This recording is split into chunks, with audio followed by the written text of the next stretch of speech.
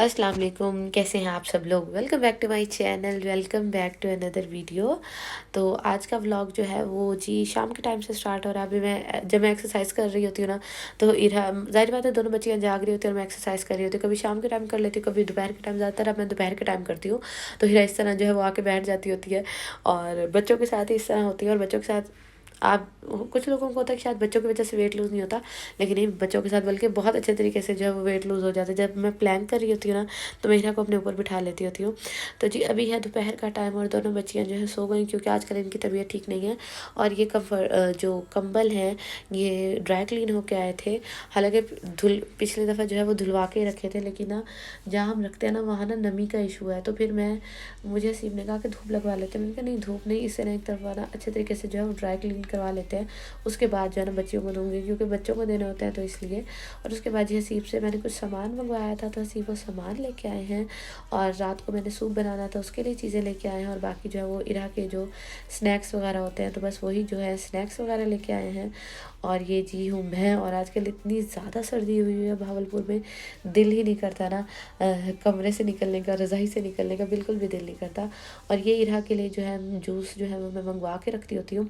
और अब ज़ाहिर बात है सर्दी काफ़ी ज़्यादा हो गई है, तो मैं इनको ना बड़े वाले फ्रिज में नहीं रखती है, मैं डिस्पेंसर के नीचे जो होता है ना फ्रिज, ये मैं इसमें ना रख देती होती हूँ, क्योंकि इसमें ना इतने शदीद ठंडे होते हैं और ना इतने शदीद गर्म होते हैं, मतलब नॉर्मल होता है।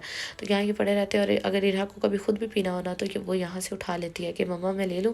फिर मैं उससे कहती हूँ हाँ ले लो, क्योंकि जब तक मैं ये नहीं कहती ना कि नहीं नहीं लेना, वो नहीं लेती। जब मैं कहती हूँ ना चलो ठीक है जाओ ले लो, तब वो ले लेती है, उसको पता होता है। तो बस जी ये मैंने इसके जूस जो है वो सारे सेट कर दिए हैं और काफ़ी सारे मंगवा लेती होती हूँ। तो मेरा हफ़्ता 2 हफ़्ते जो है वो, तो कभी कभी 3 हफ़्ते भी जो है वो सुकून से जो है वो निकल जाते हैं इनसे। और उसके बाद ये हैं जी मेरे कुछ सर्दियों के कपड़े, मैंने कहा आप लोगों से ज़रा शेयर कर लूँ।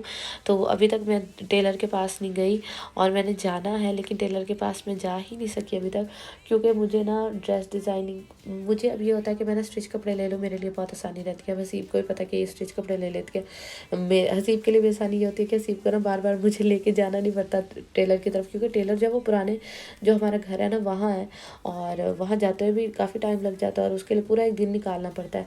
तो हसीब का बस ये होता है कि चलो तुम स्टिच ही ले लिया करो। बाहर आने जाने वाले होते हैं, और जो घर वाले स्टिच करवाने होते हैं ना, वो मैं रानी बाजी से करवा लेती हूँ कि चलो घर में ही होती है तो मेरी भी आसानी हो जाती है और उनके भी जो है कुछ पैसे बन जाते हैं। तो जी ये बीच ट्री का जो ड्रेस है, ये मुझे मेरी जो सिस्टर अमेरिका गई हैं वो जाते हुए दे के गई थी, उन्होंने लिया हुआ था, तो वो मुझे जाते हुए दे के गई थी। तो ये 2 पीस जो है वो ड्रेस है, इसके साथ का ट्राउज़र जो है वो मैंने लेना है, वो मैं लाइमलाइट से जो है वो मैच कर लूँगी। तो ये शॉल के साथ है। अच्छा, आप लोग मुझे कमेंट सेक्शन में क्या बल्कि मेरे इंस्टाग्राम में मुझे तस्वीरें सेंड करिएगा कि मैं किस तरह सिलवाऊँ, क्योंकि मैं फ़्रॉक नहीं सिलवाना चाह रही। मेरा है सिंपल मतलब लॉन्ग शर्ट्स का, तो मुझे सिर्फ उनकी डिज़ाइनिंग का होता है। और मुझे इतनी चिढ़ चढ़ती है ना, हालांकि मेरी जो दोनों बड़ी बहनें हैं ना, उनको माशाल्लाह बड़ा शौक है ड्रेस डिज़ाइनिंग का। ख़ासतौर पर जो अमेरिका चली गई है ना, उनको तो शदीद शौक है ड्रेस डिज़ाइनिंग का, लेकिन मुझे बिल्कुल भी शौक नहीं है। मुझे ये होता है कि टेलर के पास जाना, फिर सोचना। हालांकि इरहा और मिनहा के लिए मैं बहुत दिमाग लड़ाती हूँ। अगर मुझे पता चल जाए ना कि कोई फंक्शन आ रहा है, तो मैं उसके लिए इतना दिमाग लड़ाती हूँ कि अच्छा इनको ये पहनाना है, ये पहनाना है, कि मेरी बच्चियों की ड्रेसिंग जो है ना वो खैर से परफेक्ट होनी चाहिए, और हमेशा अल्हम्दुलिल्लाह परफेक्ट ही होती है। तो मतलब हर कोई अपने लिहाज से परफेक्ट रहता है। मुझे लगता है कि मेरे लिहाज से ना मेरी बच्चियों की ड्रेसिंग जो है परफेक्ट होती है। तो बस आप लोग मुझे लाजमी बताइएगा कि इनकी किस तरह जो है वो मैं सिलवाऊँ। और अच्छा जी, यहाँ मैंने एक बात करनी थी कि ना मुझे अब बहुत सारे ये कमेंट्स आते हैं कि ना आपके व्यूज़ बहुत लो हो गए हैं, बहुत लोग हो गए हैं, तो आप ऐसा करें अपना फेस रिवील कर दें तो आपके व्यूज़ बहुत अच्छे आएंगे। तो मुझे ये बताएं कि फेस रिवील करने, मुझे मैंने आपको बताना, मुझे कभी भी किसी की तरफ से रिस्ट्रिक्शन नहीं रही। तो फेस, इस चीज़ की क्या गारंटी है कि अगर मैं फेस रिवील करती हूँ तो मेरे व्यूज़ ज़्यादा आ जाएंगे। अगर मुझे क्या मतलब अगर मेरे फेस रिवील करने के बाद भी व्यूज़ ना आए तब। तो इसके बारे में वैसे मैं सोच रही हूँ कि अपना कंटेंट इस तरह चेंज करूँ कि मतलब फेस दिखा दूँगी ना, तो फिर आप लोगों को कंटेंट शायद थोड़ा चेंज लगे।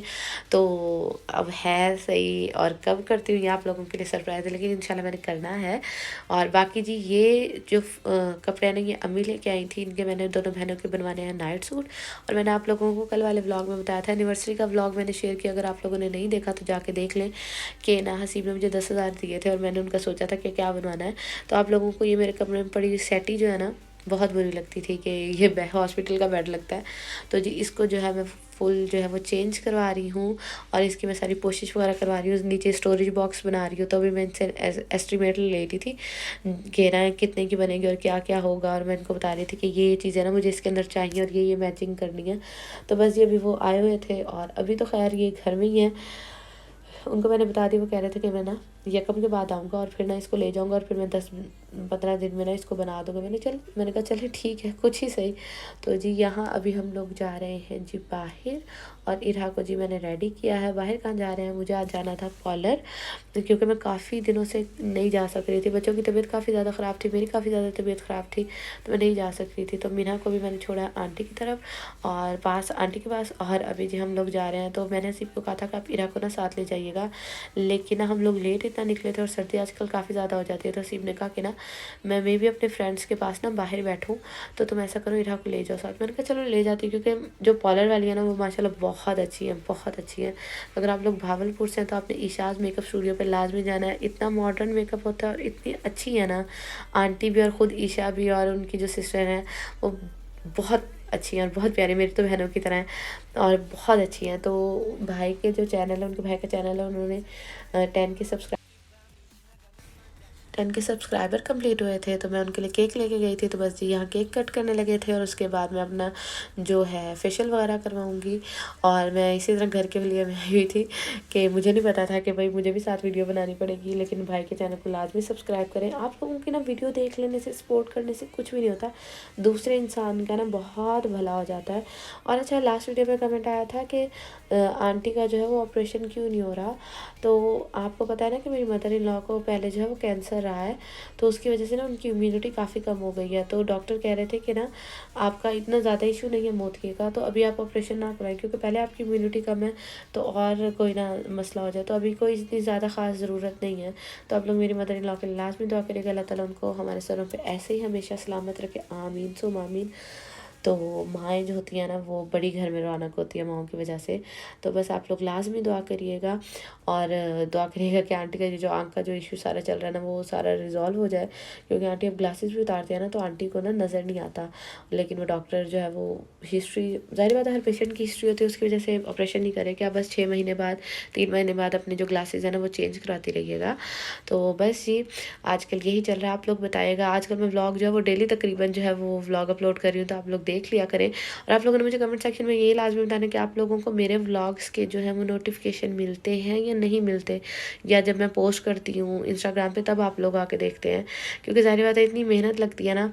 और मैंने काफ़ी मुश्किल फ़ैसला लिया है ये, लेकिन ना मतलब ज़ाहिर बात है, मतलब मुझे ये था कि ना नहीं, मैंने ये सोच लिया था कि मैंने अब वीडियोज़ नहीं बनानी, बिल्कुल भी वीडियोज़ जो है वो मैंने बनानी नहीं है।